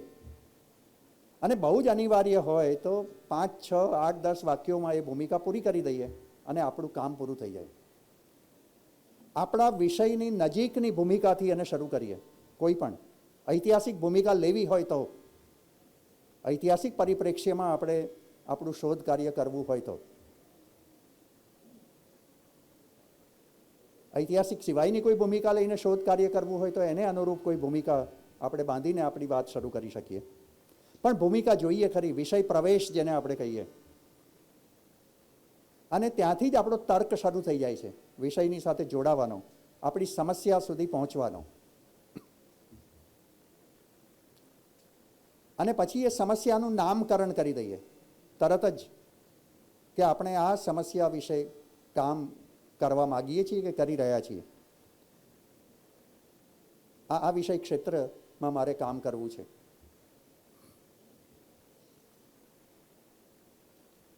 હવે આ જે વિષય ક્ષેત્ર આપણું નક્કી કર્યું એનું સર્વેક્ષણ આપણે બરાબર કરી લીધું છે પૂર્વે. એ વગર તો આપણે લખવાના જ નથી. જ્યાં સુધી સર્વેક્ષણ પૂરું નહીં થાય ત્યાં સુધી તો આપણે એકડો માંડી નહીં શકીએ, આપણું લખાણ કરી નહીં શકીએ. સર્વેક્ષણ કરતી વખતે આપણી પાસે ઘણી બધી સામગ્રી છે, કેટલાકે ભરપૂર ભેગી કરી છે, અને તરત જ લોભ જાગે છે કે આ બધી જ સામગ્રીનો મારે ઉપયોગ કરી લેવો છે, એમાંથી કશું જ છોડવું નથી. હવે અહીં જે મુકાબલો થશે આપણો આપણી જાત સાથે એ ચયનનો થશે, હેય ઉપાદેય વિવેકનો શરૂ થશે. આ હેય ઉપાદેય વિવેક એ પણ જરા અઘરી લાગતી સંજ્ઞાઓ છે.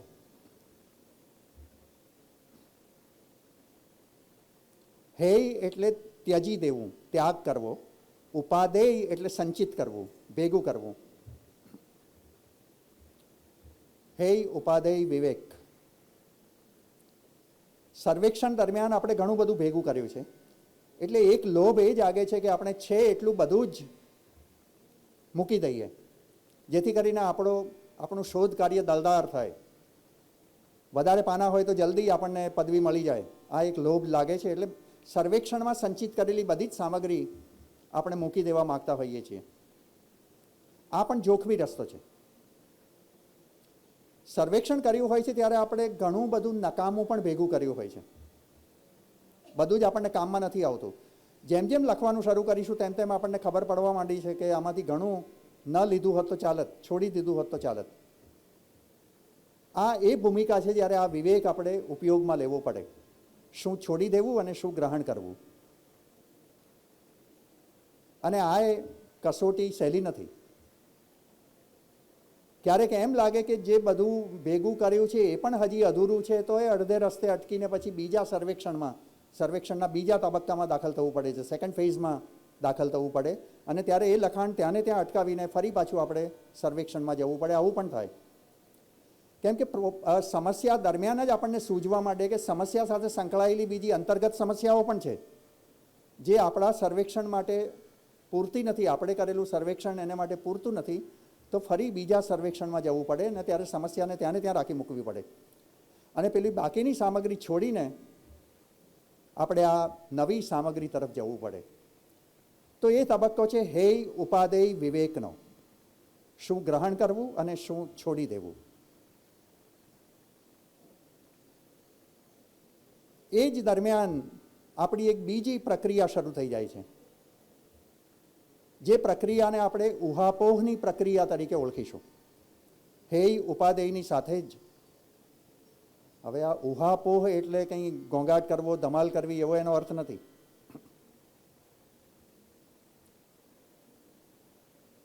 ત્રણ શબ્દોનું આ એક પદ બન્યું છે, ત્રણ પદોનું એક પદ બન્યું છે, અથવા ઉહાપોહ.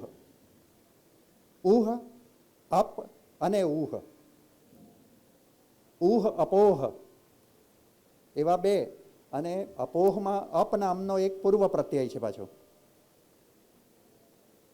આ સર્વેક્ષણ પછીનો જે તબક્કો છે એ આ ઉહાપોહનો છે, જે આપણા વિવેક સાથે જોડાયેલો છે. ઉહ એટલે અનુમાન, અનુમાન કરવું, કારણ ઊભું કરવું. હવે જેવું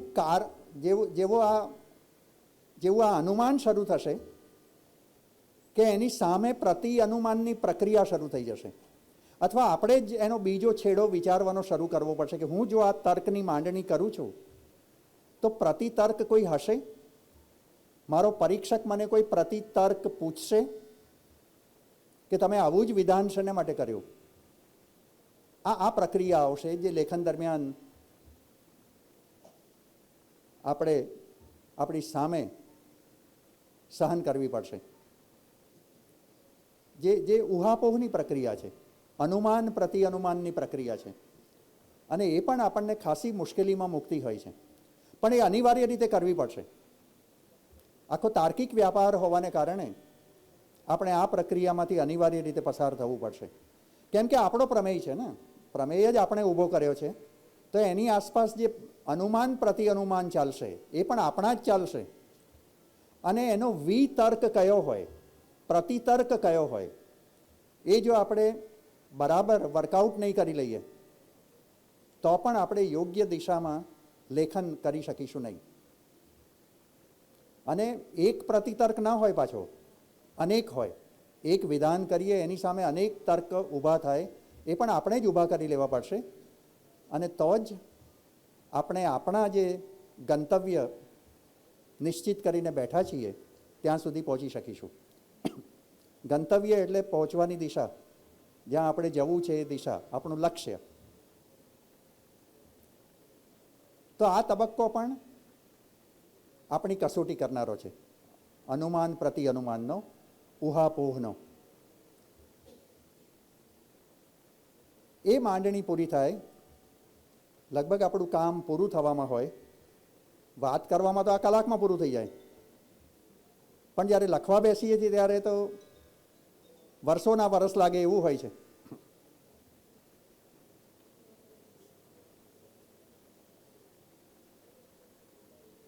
ત્યારે કેટલીક વાર જે તારણો સુધી આપણે પહોંચીએ છીએ, મૂલ્યાંકન સુધી પહોંચીએ છીએ, એમાં આપણને એવું લાગે છે કે આમાં તો એક જ તારણ નથી, અનેક તારણો મળે છે. વિજ્ઞાન અને અન્ય વિદ્યાશાખાઓના સંશોધન વચ્ચેનો મહત્વનો ભેદ જ આ છે. વિજ્ઞાનનું સંશોધન હંમેશા એક જ તારણ સુધી પહોંચે છે, એનું રિઝલ્ટ એક જ હોય, અને પૂર્વે આવેલા બધા જ તારણોને રદ કરી દે છે. વિજ્ઞાનનું જે અંતિમ તારણ હોય એ પૂર્વના બધા તારણોને રદ કરે છે, પૂર્વના બધા પરિણામોને રદ કરી દે છે. વિશુદ્ધ વિજ્ઞાનોમાં, પ્યોર સાયન્સમાં. પણ જે હ્યુમેનિટીઝનું સંશોધન છે, સાહિત્યનું સંશોધન છે, એમાં એકવાર એક સાથે એક જ તારણ કે એક જ પરિણામ નથી હોતું, એકાધિક પરિણામો હોય છે. આ તો વિલક્ષણતા છે હ્યુમેનિટીઝના સંશોધનની. ઘણા પૂછે છે કે હ્યુમેનિટીઝમાં વળી સંશોધન શું કરવાનું, એ તો વિજ્ઞાનમાં જ હોય ને. એ તો પ્રયોગશાળામાં હોય એ જ સાચો પ્રયોગ ને એ જ સાચું રિઝલ્ટ. ભૌતિક શાસ્ત્રે કે રસાયણ શાસ્ત્રે કે વનસ્પતિ શાસ્ત્રે જે નિયમો આપ્યા એ જ નિયમો સાચા. પણ હ્યુમેનિટીઝના સંશોધનો એ નાનો સૂનો પડકાર નથી, કેમ કે હ્યુમેનિટીઝમાં અનેક તારણો, અનેક પરિણામો સાથે કામ કરવાનું છે. આદિવાસી વિસ્તારમાં એક સંશોધક સમાજ વિદ્યાનું સંશોધન કરતો હોય અને ધારો કે એણે આદિવાસી વિસ્તારોનો એક જ છેડો જોયો હોય તો એનું તારણ એક જ પ્રકારનું આવશે. એણે ધોળિયા જાતિનું સંશોધન કર્યું હશે તો ધોળિયા જાતિની જીવન રીતિમાં જ એનું સંશોધન પૂરું થઈ જશે. અને ધોળિયા જાતિના રીત રિવાજો, ધોળિયા જાતિનો માઇન્ડસેટ, એનું મનઃક્ષેત્ર, એનો અભ્યાસ એના પૂરતો સીમિત હશે. અને એ ગામિત જાતિનું સંશોધન કરશે તો ગામિત જાતિ આદિવાસી હોવા છતાં કે વસાવા જાતિ આદિવાસી હોવા છતાં એની જીવનશૈલી, એની મનોભૂમિકા બિલકુલ જુદી કોટીની હશે. તો છે આદિવાસી વિસ્તારના સંશોધન, પણ બંનેના તારણો, બંનેના પરિણામ જુદા જ હશે. તો એમ હોવા છતાં વસાવા જાતિનું કે ગામિત જાતિનું સંશોધન કરનારો ધોળિયા જાતિનું સંશોધન જેણે કર્યું છે એનું પરિણામ રદ નથી કરતો. એ નીકળી નથી જતું, નામશેષ નથી થઈ જતું. એ પણ રહે છે અને આ પણ રહે છે, બંને પરિણામ રહે છે. એટલે હ્યુમેનિટીઝમાં, માનવ વિદ્યાઓમાં એક સાથે અનેક તારણો હોવાનો પૂરેપૂરો સંભવ છે અને એ જ એની વિશેષતા છે. એ જ આ સંશોધનની વિલક્ષણતા છે, એ જ એની ઉપલબ્ધિઓ છે. એટલે એમ કહેવું કે હ્યુમેનિટીઝમાં સંશોધનને અવકાશ જ નથી અને એ સંશોધન રદ્દી હોય છે કે બિન મૂલ્યવાન હોય છે, એ સાચો અભિગમ નથી. બલકે એ જ સંશોધનો વધારે કસોટી કરનારા હોય છે, કેમ કે આપણે સંકુલતાઓ સાથે કામ પાડીએ છીએ. હ્યુમેનિટીઝના જે સંશોધનો છે એ અનેક પ્રકારની કોમ્પ્લેક્સિટી સાથે કામ પાડે છે. પેલા વિજ્ઞાનીને કંઈ આ મામલો કે અંદરનો મામલો જાજો ઉપયોગમાં આવવાનો નથી, એ લાગણીસભર રહી શકવાનો નથી. લાગણીને એને બાજુએ રાખવાની છે. ત્યારે આપણે હર ક્ષણે આપણી સંવેદનાઓ, આપણી બૌદ્ધિકતા, આપણું ચેતોતંત્ર એ આ સંશોધનોમાં સક્રિય કરવાનું આવતું હોય છે. અને ત્યારે આપણી સંશોધનની ભૂમિકા બહુ જ જુદી હોય છે. અને એટલે જ એની ભાષાની માંડણી કરવી આ મોટી કસોટી છે. તો અનેક પરિણામો આપણી સામે આવશે, જાત જાતના. અને ત્યારે પેલો પરીક્ષક કયા તર્કો આપણી સામે મૂકશે, એ પ્રતિતર્ક કે વિતર્ક જે આપણે પૂર્વધારણાથી આપણે નક્કી કરી લીધો છે એ આપણને મદદમાં આવશે. તો એક સાથે અનેક તારણો આપણે ઊભા કરી શકીશું અને બધા જ સાચા હશે. એના આધારો આપણે અલબત્ત આપવા પડશે. એકેડેમિક રાઇટિંગ આધાર વિનાનું ના હોઈ શકે. કોઈ પણ શૈક્ષણિક લેખન નિરાધાર નહીં કરી શકાય. જ્યારે જ્યારે લખવાનું આવશે ત્યારે ત્યારે પ્રમાણો, આધારો આપણે આપતા રહેવા પડશે. ભલે આપણી ફૂટનોટ્સ લાંબી થતી જાય, કેટલાક તો બીજામાંથી સીધી ઉતારી લે છે. પાછળની સંદર્ભ સૂચિઓ સીધી તૈયાર, રેડી સ્ટોક. કેટલીક વાર જૂના સાહિત્યમાં આવા જે મસાલાઓ હતા ને એને કાવ્ય શિક્ષા કહેવામાં આવતું. એક મોટી ટ્રેડિશન હતી. જે ઓરલ ટ્રેડિશનના કથાકારો અને લોક ગાયકો હતા એ બધા આ ખજાનાનો ઉપયોગ કરી લેતા. એને કાવ્ય શિક્ષા કહેવામાં આવે છે. રેડી મસાલો હોય એ વર્ણનોમાં, વાર્તા કહેવામાં ગમે ત્યારે વાપરી શકાતો. આપણે ત્યાં મહાનિબંધોમાં પણ ઘણા લોકો આવું કામ કરે છે. રેડી સ્ટોક, આગળ જે બધો પડ્યો હોય એ ઉપયોગમાં લઈ લઈએ. એ કંઈ સારી રીત નથી. કથાઓમાં આવું આવતું. બારોટો કે ચારણો જ્યારે કથાઓ કહેતા ને ત્યારે કેટલાક દુહાઓ ઉપાડી જ લેવાના જૂની કથાઓમાંથી આવતા. અને એના કોઈ કોપીરાઇટના પ્રશ્નો નહોતા, કોઈ દાવાઓ નહોતા. એનો એ અધિકાર હતો ને એને ઠીક લાગે ત્યાં એને જોડી શકતા. એને જોડિયા દુહા, જોડિયા સમસ્યાઓ તરીકે ઓળખાવવામાં આવતા. વર્ણનો પણ સીધા લઈ લે, આખાના આખા. દાડમની કળી જેવા દાંત, ચોખાની ફળી જેવી આંગળીઓ, આઠમના ચંદ્ર જેવો ભાલ પ્રદેશ, આ રેડી હતું બધું જ, અને ગમે ત્યારે વાપરી શકાતું. આપણે મહાનિબંધમાં આવું નહીં કરવાનું. આ જે કોઈનો મસાલો છે સંદર્ભ સૂચિનો કે ફૂટનોટ્સનો, એ આપણે સીધો લઈ લેવાનો નથી, અને છતાં વિના આધારે કશું કરવાનું પણ નથી. ગુજરાતમાં પહેલો કોષ, પહેલી ડિક્શનરી ગુજરાતી ભાષાની નર્મદે આપેલી. એણે કઈ મહેનત કરી હતી એ આપણે જરા ઉદાહરણ તરીકે ઉપયોગમાં લેવાનો પ્રયત્ન કરીશું. પહેલો શબ્દકોશ લખવો એ આ નાનો સૂનો પડકાર નથી.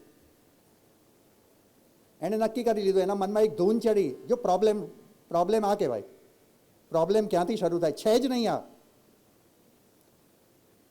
અને એણે નક્કી કર્યું કે મારે શબ્દકોશ બનાવવો છે ગુજરાતી ભાષાનો.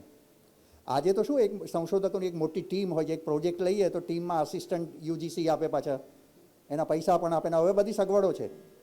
અને ડિપાર્ટમેન્ટોના હેડ તો કેટલીક જગ્યાએ કેટલીક વાર આવું જ કામ કરે છે. પોતે કશું નહીં કરવાનું, પ્રોજેક્ટ મૂકવાનો પોતાની સહીથી, અને પછી જે મદદનીશો હોય એ કામ પતાવી આપે. એમનું નામ લખાય આગળ, મુખ્ય અધ્યાપક હોવાને કારણે. કામ તો બીજા બધાએ જ કર્યું હોય, પણ એ વખતે તો આવું કશું જ નહોતું. અને આ માણસે શરૂ કર્યું કોષ બનાવવાનું. અને કઈ પદ્ધતિ અપનાવવી હવે, કેમ કે અહીં પહેલો મુકાબલો તો આ થશે ને, કઈ પદ્ધતિથી કામ કરવું. પણ કર્યું એણે શરૂ.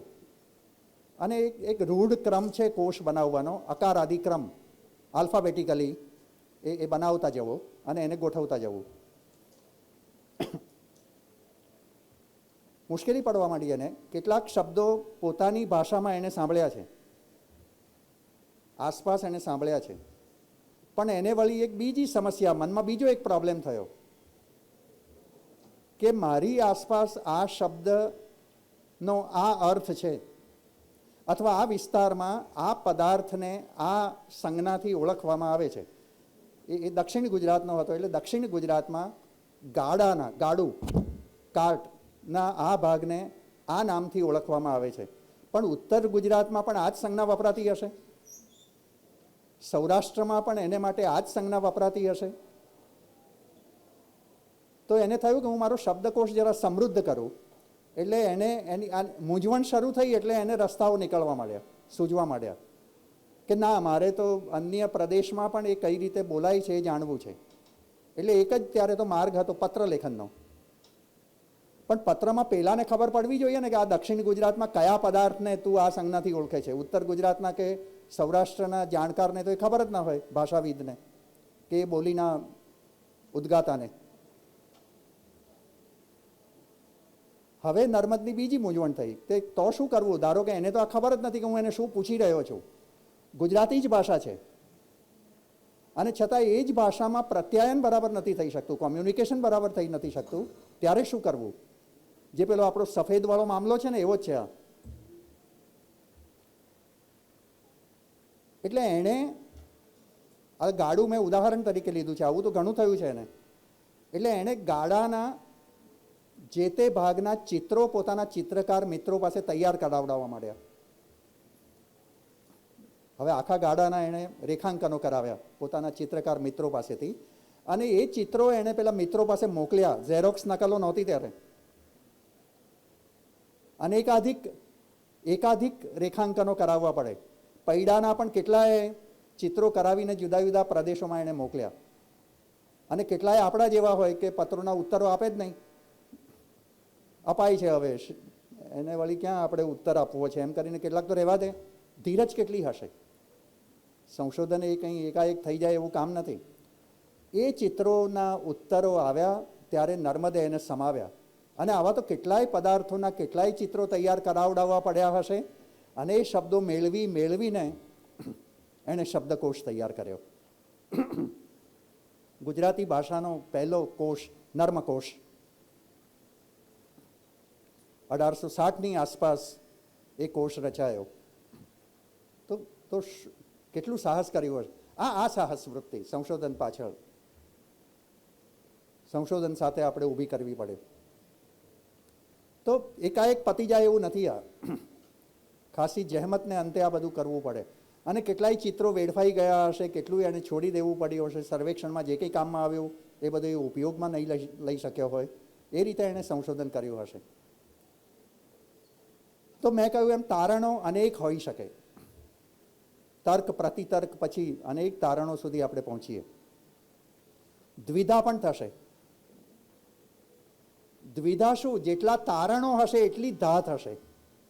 પંચધા, દશધા, આપણે તો દ્વિધા પાસે અટકી જઈએ છીએ. આ અનેક અનેક ધારણાઓ, ધા એટલે જ બુદ્ધિ. ધાનો અર્થ બુદ્ધિ સાથે સંકળાયેલો છે, બૌદ્ધિક વ્યાયામ છે. બૌદ્ધિક ન હોય ને એ દ્વિધામાં પડી જ ન શકે. કેવળ બૌદ્ધિકને જ દ્વિધા થાય, અને દ્વિધા થાય એ સારું લક્ષણ છે. તો આવી અનેક ધા થાય ત્યારે અનેક તારણો સુધી આપણે પહોંચી શકીએ. અને કોઈ મૂંઝવણ ન કરવી. આગળ કોઈએ આપણા જ વિષયમાં કંઈક જુદું તારણ આપ્યું હોય અને આપણા મનમાં જુદું તારણ બેઠું છે તો આપણે આપવાનું, એ તો જરૂર છે. આ સંશોધનનો આશય જ આ છે કે અન્ય તારણ સુધી પહોંચવું. અમારે ત્યાં એવા એ સંશોધનો થયા છે જ્યાં આખી આખી રચનાઓ રદ થઈ ગઈ છે કે નરસિંહની રચનાઓ નરસિંહે લખી જ નથી. આવા પણ સંશોધનો થયા છે. અંગ્રેજીમાં એવું કહેવાયું છે કે શેક્સપિયરના નાટકો શેક્સપિયરે લખ્યા જ નથી. એક જમાનામાં કેટલીક રચનાઓ રાજાઓને નામે જ ચાલતી અને લખનારા કોઈ બીજા હોય, આવું પણ થયું છે. તો આ બધા શોધના વિષયો છે. એટલે હજી સંશોધન ક્ષેત્ર સીમિત, ઘણા અટકી જાય છે કે હવે ઘણું બધું કામ થઈ ગયું ને હવે તો આપણે કશું નહીં કરી શકીએ અને આમાં હવે કંઈ કરવા જેવું રહ્યું નથી. એવું નથી. આપણા જ વિષયમાં કેટલાય ક્ષેત્રો વણખેડ્યા છે, ખબર જ નથી કેટલીય કે શું શું આમાં થઈ શકે. મેં હમણાં જ ઐતિહાસિક નવલકથાનો ઉલ્લેખ કર્યો. ઐતિહાસિક વિશેષણ નવલકથાની સાથે જોડવું કે કેમ, અહીંથી જ સમસ્યા શરૂ થવી જોઈએ.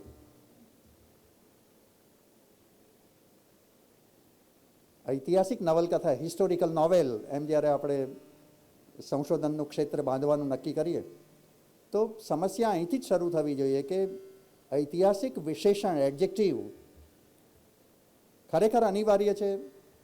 માત્ર ઇતિહાસની સામગ્રી લીધી એટલે જ રચના નવલકથા ઐતિહાસિક થઈ ગઈ? એમ્ફેસિસ શેના ઉપર મૂકવાનો, ભાર શેના ઉપર મૂકવાનો, ઇતિહાસ ઉપર કે નવલકથા ઉપર? ઇતિહાસનો સંશોધક હશે એ ઇતિહાસ ઉપર ભાર મૂકશે, પણ નવલકથાનો જે સંશોધક હશે એણે તો અનિવાર્ય રીતે નવલકથા ઉપર ભાર મૂકવો પડશે. અને વોટ ઇઝ અ નોવેલ? એ નવલકથા થાય છે કે કેમ? ઇતિહાસનું એણે જે કર્યું હોય એણે નખો જ વાળી નાખ્યું હોય તો એ કંઈ નહીં.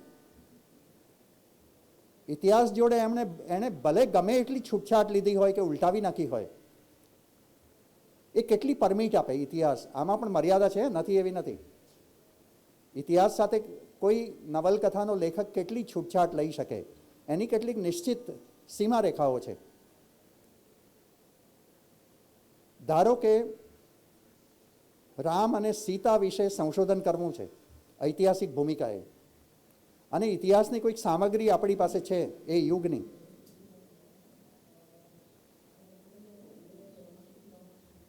નવલકથાનો લેખક એવું બતાવવા માગે છે કોઈ એક તબક્કે લખતી વખતે કે સીતાએ રાવણને જોઈને એની પ્રત્યે અનુરાગ પ્રગટ કર્યો. કોઈ નવલકથાકારને આવું થઈ ગયું કે મારે જરા જુદી નવલકથા લખવી છે અને હું આ વિગત સાથે સંમત નથી. સીતા જો આટલો બધો સમય લંકામાં રહી હોય અને રાવણ પરાક્રમી હોય, દેખાવવાળો હોય, નરપુંગવ હોય, તો કોઈક વાર કોઈક એવી નબળી ક્ષણે શું સીતાને આકર્ષણ નહીં થયું હોય રાવણ પ્રત્યે? નવલકથાકારને એવું થયું હોય, ઇતિહાસવાળાને નહીં. તો પોતાની નવલકથામાં એ સીતાને આ પ્રકારના આલેખી શકશે ખરો? આ સવાલ આવશે. એવું થયું છે કે રાવણને ઘણા લોકોએ ઉર્ધ્વીકૃત કર્યો છે, ઉદાર બતાવ્યો છે, સબ્લિમેશન એનું થયું હોય એવો આલેખ્યો છે, એણે પાપોનું પ્રાયશ્ચિત કર્યું હોય એવો આલેખ્યો છે, અને એ માન્ય પણ રહ્યું છે. નવલકથા દરમિયાન, નાટક દરમિયાન જો કોઈ લેખકે આવું કર્યું હોય તો એ સ્વીકારી લેવામાં આવ્યું છે. દુર્યોધનને કોઈએ ઉદાર ચરિત્રવાળો પ્રસ્થાપિત કર્યો હોય તો એ સ્વીકૃત ગણાયું છે કે હા હોઈ શકે. અત્યંત અપરાધી માનસિકતા ધરાવતી વ્યક્તિ પણ કોઈક ક્ષણે સદ્ભાવ અનુભવતી હોય. એનાથી ઉલટું સદ્ભાવથી ભરેલી વ્યક્તિ પણ કોઈક વાર નબળી ક્ષણમાં આવી પણ જાય. આવું ન બતાવી શકાય આવો પ્રશ્ન આવે. અને કોઈએ આવું કર્યું પણ ખરું, ધારો કે હવે આને વિશે સંશોધન કરવું છે તો કેટલીક વાર એની કેટલીક સીમારેખાઓ હોય છે કે સબ્લિમેશન બતાવી શકાય છે શક્ય એટલું, પણ એકવાર કોઈક વિગત પ્રસ્થાપિત થઈ ગઈ છે સંસ્કૃતિમાં અને પ્રજાએ, સંશોધકોએ પૂરેપૂરી સ્વીકારી લીધી, ક્યાંય કોઈ એવો સંકેત પ્રાપ્ત નથી થતો સ્ખલનનો, તો એની સાથે જાજી છૂટછાટ લઈ શકાતી નથી. એટલે ઇતિહાસની જે સુપ્રસિદ્ધ ઘટનાઓ છે એની સાથે છૂટછાટ નહીં લઈ શકાય. હા, એમાં તિર્યકતા લાવી શકાશે, એમાં થોડો વળાંક લાવી શકાશે, પણ એમાં પૂરેપૂરો ફેરફાર નહીં કરી શકાય.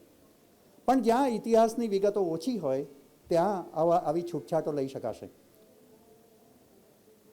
તો ઐતિહાસિક નવલકથા એવું જ્યારે શીર્ષક આપણે બાંધીએ ત્યારે મોટે ભાગે સાહિત્યના અભ્યાસીઓનું ધ્યાન નવલકથા ઉપર જ રહેવું જોઈએ. એ નવલકથા થાય છે કે કેમ, ન થઈ હોય તો સાહિત્ય માટે નકામી છે. ધૂમકેતુ અને મુનશીનું જ્યારે સંશોધન કરતા હોઈએ ત્યારે ધૂમકેતુએ ઇતિહાસની વિગતો વધારે સાચવી છે, પણ નવલકથાની કલા મુનશીએ જેટલી પ્રગટ કરી એટલી ધૂમકેતુ પ્રગટ ન કરી શક્યા. તો નવલકથા માટે મુનશી કરતાં ધૂમકેતુ ઓછા પ્રસ્તુત છે. મુનશી વધારે પ્રસ્તુત છે, એ વધારે સફળ નવલકથાકાર છે. આવી સંશોધનની ભૂમિકા હોય તો ઐતિહાસિક સંજ્ઞા મહત્વની રહેતી નથી, નવલકથા સંજ્ઞા વધારે મહત્વની રહે છે. પૂરું નથી થતું ને આપણું પેલા નિકાલ છે.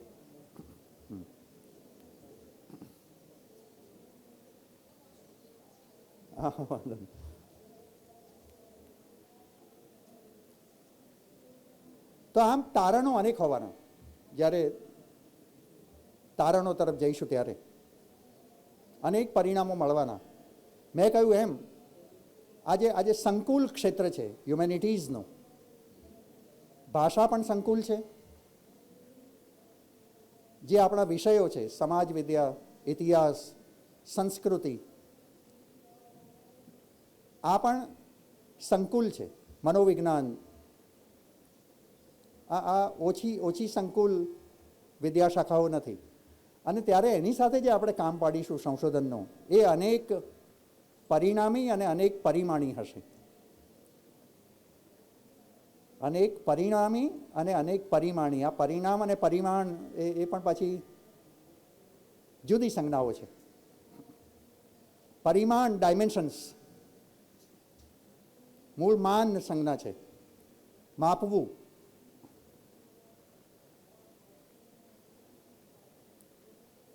તો બંને પરિમાણ અને પરિણામ આપણા જુદા હશે, એ વૈવિધ્યપૂર્ણ હશે.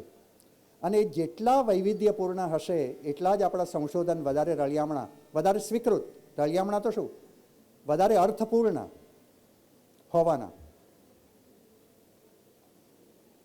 તો આ જે એકેડેમિક રાઇટિંગનો મામલો છે એ મૂળ રીતે તો આપણને સૂજેલા પ્રમેય સાથે સંકળાયેલો છે અને તદનુરૂપ ભાષા આપણે નિપજાવી લેવાની છે. છેવટે તો આપણા તારણ ઉપર પહોંચવું હોય તો આ છે. આપણે જ આપણા વિષયની ભાષા નિશ્ચિત કરવાની છે, માધ્યમ કોઈ પણ હોય.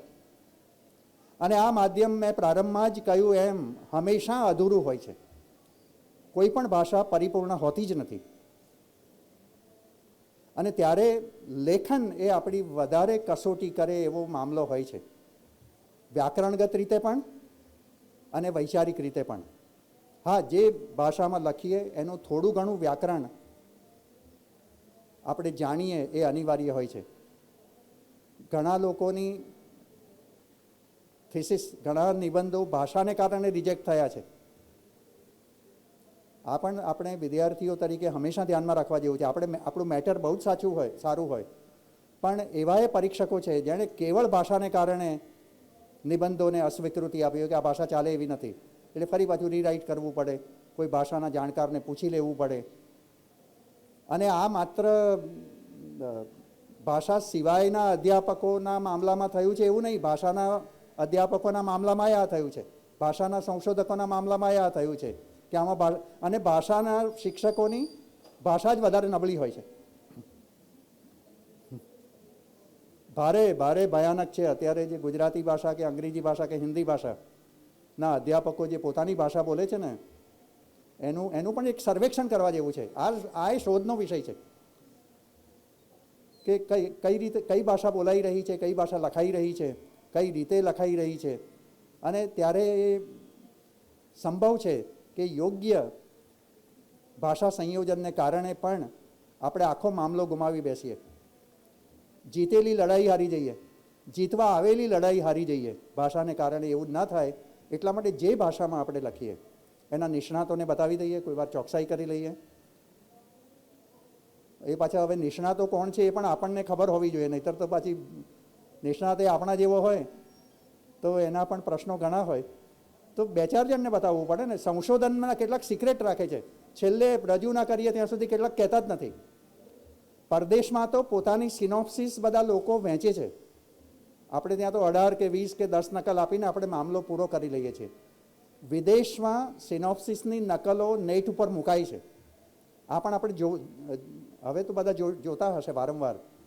આપણા વિષય ક્ષેત્રની કેટલીય સિનોપ્સિસ પડેલી જ હોય છે નેટ પર, ને જો જોવા બેસીએ તો ખબર પડે છે કે કેટલા સંશોધનોના વિષય હોય છે ને કઈ રીતે એનું ફોર્મેશન થયું હોય છે. તો ખુલ્લું મૂકી દઈએ અને બધાને બતાવીએ, જુઓ ને આમાં કંઈ રહસ્ય નથી, જ્ઞાનમાં વળી રહસ્યો છે ના. તો આ મામલાઓ છુપાવવાની વસ્તુ નથી. અને પછી એનું લેખન કરીશું તો જાતના અભિપ્રાયો આપણને મળશે અને એ રીતે આપણે એની માવજત કરી શકીશું. મારો સમય તો પૂરો થવા આવ્યો છે. ઘણી વાતો થઈ શકે. ખાસા વિદ્વાનો પણ અહીં બેઠા છે, કેટલાક કામ કરનારા, કોઈ કારણોસર સંશોધન પૂરું ન કરી શક્યા હોય એવા હોય, અને એ બધા સાથે એક સંવાદ કરવાની મને જે તક આપી એને માટે હું આનંદ પ્રગટ કરું છું. Doctor Baba Saheb Ambedkar open university. મિત્રો, સાંભળ્યું તો એવું છે કે એકલવ્યની એ કથા ફરી આગળ ચાલી.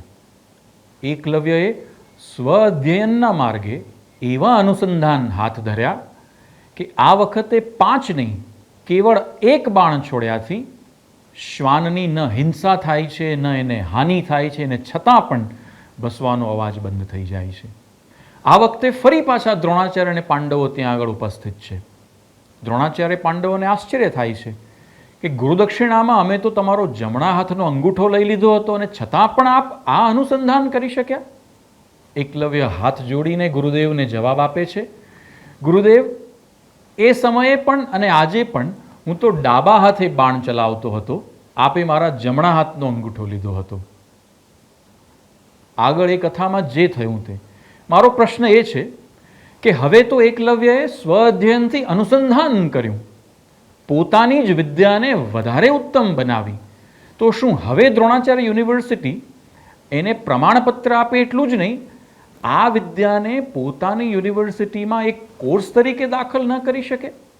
શું એવું ના થઈ શકે કે એવા કેટલાક વિદ્યાર્થીઓ એકલવ્ય જેવા, જે એકલવ્યની સાથે એપ્રેન્ટિસ તરીકે જોડાય અને એકલવ્ય પાસેથી એની વિદ્યા પ્રાપ્ત કરે ને વિદ્યાને જીવંત રાખે? એવું ન બને કે એકલવ્ય હતા ત્યાં સુધી એ વિદ્યા રહે અને એકલવ્ય આ દુનિયામાંથી પ્રસ્થાન કરે ત્યારે એમની સાથે એ વિદ્યા પણ પ્રસ્થાન કરી જાય. આજે આપણા દેશમાં, આ વિશ્વમાં એવા અનેક એકલવ્યો હશે જેમણે કેવળ પોતાના સ્વ અધ્યયન દ્વારા એવી વિદ્યા પ્રાપ્ત કરી હશે.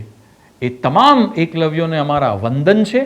જ્યોતિર્ગમય અંતર્ગત અમે એમને નિમંત્રણ આપવા માગીએ છીએ કે જો આપ ઈચ્છો તો આપે સ્વ અધ્યયનના માર્ગથી પ્રાપ્ત કરેલા જ્ઞાનને વિદ્વાનો દ્વારા પ્રમાણિત કરાવો અને જો સંભવ હોય તો એમણે પ્રાપ્ત કરેલા જ્ઞાનને એક આખા અભ્યાસક્રમ તરીકે ડૉક્ટર બાબા સાહેબ આંબેડકર મુક્ત વિશ્વવિદ્યાલય જગત સમક્ષ મૂકી આપવા માટે તૈયારી રાખે છે. આપ જોડાવ તમસો માં જ્યોતિર્ગમય.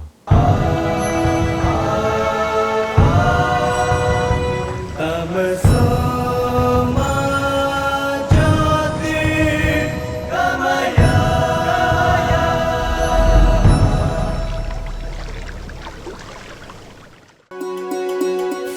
Doctor Baba Saheb Ambedkar open university